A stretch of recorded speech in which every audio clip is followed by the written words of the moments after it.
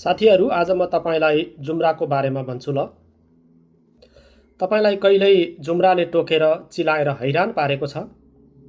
अथवा टाउकोमा केही चिज चलिरहेको अथवा हिँडिरहेको महसुस गर्नुभएको छ? टाउकोमा जुम्रा हुनु त्यति खुसीको कुरो त होइन। तथापि कहिलेकाहीँ जुम्रा र तपाईको राम्रो मित्रता कायम भइरहेको हुन्छ। यस संसारमा रहेका लगभग सबैजसो चराचुरुङ्गी र स्तनधारी प्राणीमा जुम्राहरू पाइन्छन्।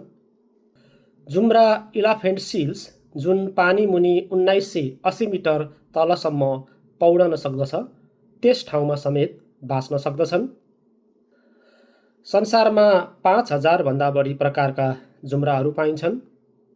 जुम्राहरू जनावर विशेषको रौँसँग आधारित भएर बाँच्ने गर्दछन्। उदाहरणको लागि, मान्छेमा हुने जुम्रा कुकुरमा र चराहरूमा हुने जुम्रा मान्छेमा रहन सक्दैन अथवा बाँच्न सक्दैन। जुम्राले पनि पोथी लामखुट्टेले झैँ रगत चुस्ने गर्दछ।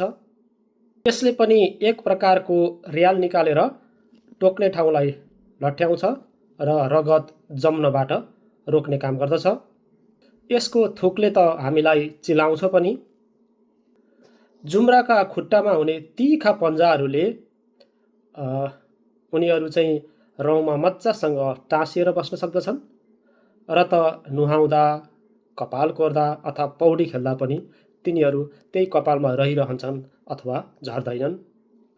जुम्रासँग पखेटा नहुने हुँदा तिनीहरू उड्न त सक्दैनन्, तथापि 1 मिनेटमा 23 सेन्टिमिटर घस्रेर हिँड्न सक्दछन्।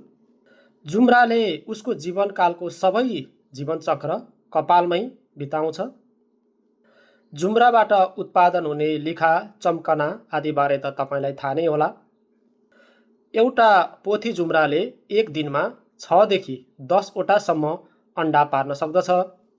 यस हिसाबले एउटा पोथी जुम्राले उसको जीवनकालमा करिब 300 वटासम्म अन्डा पार्ने क्षमता राख्दछ अथवा अन्डा पार्दछ।